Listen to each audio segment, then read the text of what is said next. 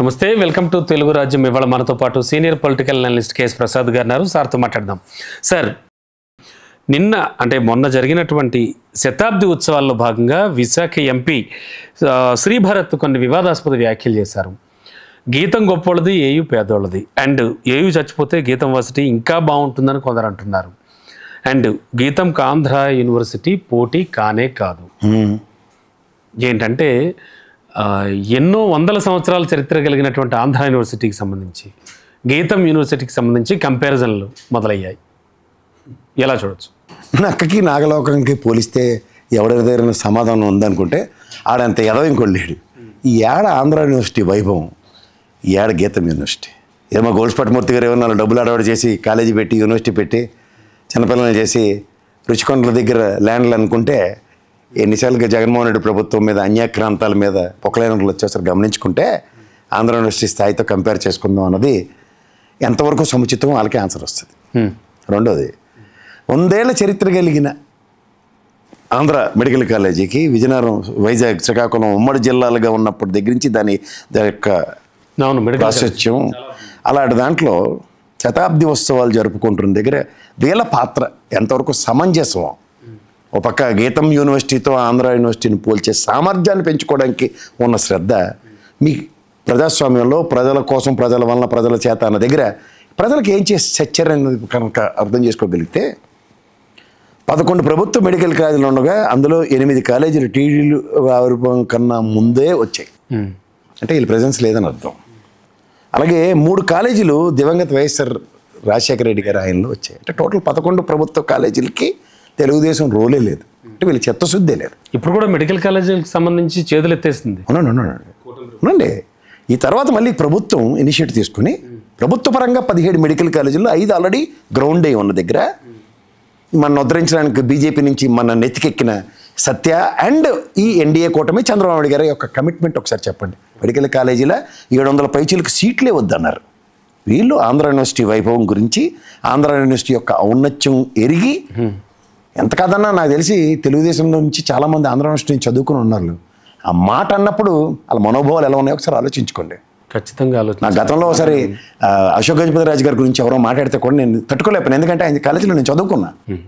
కొన్ని ప్రాంతాలకి కొన్ని సెంటిమెంట్స్ ఉంటాయి సార్. పెట్టుబడిదారీ వ్యవస్థ ఎదుగుదల కోసం యూనివర్సిటీ యొక్క వైభవాన్ని కూడా ప్రశ్నించే దగ్గర ఉంటే ఎంతోమంది మహనీయుల్ని తయారు చేసిన ఒక ప్రయోగశాల అది. అంటే అసలు గీతంతో ఎలా పోల్చాలనిపించింది? ఏంటి పరిస్థితి? గీతం సిచ్యువేషన్ ఏం మాట్లాడతారు? దాని స్థాయి ఎంత సార్? దానికి నేను యాక్టర్గా కూడా పనిచేశాను. నేను నా అదృష్టం ఏంటంటే నేను బోత్ ఆంధ్ర యూనివర్సిటీకి అండ్ గీతం యూనివర్సిటీకి నేను యాక్టర్గా పనిచేసిన, ఆడిట్ చేశా కూడా. నేను దేంతో కంపేర్ చేయాలి? ఏ స్థాయి ఉందని కంపేర్ చేయాలి? 28 మెడికల్ కాలేజీ రాష్ట్రం మొత్తం మీద ఉంటే నోరు ఉంది కదా. ఆ మహానుభావుడు ఇచ్చిన వాక్ స్వతంత్రాన్ని దుర్వినియోగపరిస్తే ఎలా ఉంటుందో, వాక్ స్వతంత్రాన్ని సద్వినియోగపరిచేవాడు ఎలా మాడతారో తెలుసుకోమనండి తేడా. ఆ తేడా తెలిపినప్పుడు వచ్చే దరిద్రాలకే ఇలాంటివి ఉంటాయి. మీరు దొరికింది కదా అని గీతం యూనివర్సిటీతోనూ డీమ్డ్ యూనివర్సిటీలతోనూ పోల్చుకుంటే మీ స్థాయి ఎంత అన్నది మళ్ళీ ప్రశ్నించబడుతుంది. అక్కడ ఆంధ్ర కావచ్చు, ఇక్కడ ఓయూ కావచ్చు, ఏదైనా ప్రైడ్స్ అండి అవన్నీ, ప్రయోగశాలలు అవి. అలాంటి చదువుకున్నాడు, మీలాంటి చదువుకుని బయటకు వచ్చామంటే మన యూనివర్సిటీ గొప్ప కారణం, గర్వకారణం. మనలాంటి కూడా తయారు చేసింది అన్నది దానికి మనకి ఇచ్చిన గౌరవం అది. అలాంటిది గుడ్డొచ్చి పిల్లని ఎక్కిరించడం అంటే ఇదే. కొన్ని తట్టుకోలేని ఉంటాయి సార్. అందులో ఆంధ్ర యూనివర్సిటీలో చదువుకుని ఆంధ్ర యూనివర్సిటీ యొక్క గొప్పతనం తెలిసి ఆంధ్ర యూనివర్సిటీ గురించే గుడ్డొచ్చి ఎక్కిరిస్తే నవ్విపోదురు కాక అని చెప్పాలి. అంతకని అంటే ఏంటంటే ఒకటి శతాబ్ది ఉత్సవాల్లో మీ గవర్నమెంట్ ఉందని అర్హత సంపాదించారే తప్ప లేదంటే నువ్వేగా. అది గమనించుకుంటే చాలు. అంతకని right sir, thank you. Presence makes sense అంటారు. Your presence also is not at all making any sense. ఎందుకంటే 28 మెడికల్ కాలేజీల్లో తండ్రి కొడుకుల ఆయనలో వచ్చిన 28కి 28 చెప్పాలి తప్ప మీ ఆయనలో ఒక్కటి కూడా రాదు. ఇంక్లూడింగ్ మీ పార్టీ పుట్టకముందు, అంటే 1943 ముందే. ఇప్పుడు కూడా హ్యాండ్స్ అప్ అంటున్నారు వీళ్ళు. చేతకాంతానం, అది చేతకాంతానని ఒప్పుకోవాలి అంతే. మాత కాదు, ఒప్పుకోండి. ఇది ప్రజారంజకమైన పాలన అని వెనకాల బోర్డు రాసుకోవడం కాదు. మాది మంచి ప్రభుత్వం అని. మంచి అన్నది పంచగలగాలి. అది పంచడం మీతో కాదన్నది శాశ్వతంగా తెలుసు.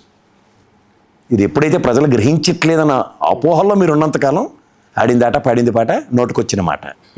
శాశ్వతమా తాత్కాలికమా అంటే నా దృష్టిలో 5 ఏళ్ళు తాత్కాలికం, ఎవరికైనా అంతే. అంతకనే వెళ్ళలేదు.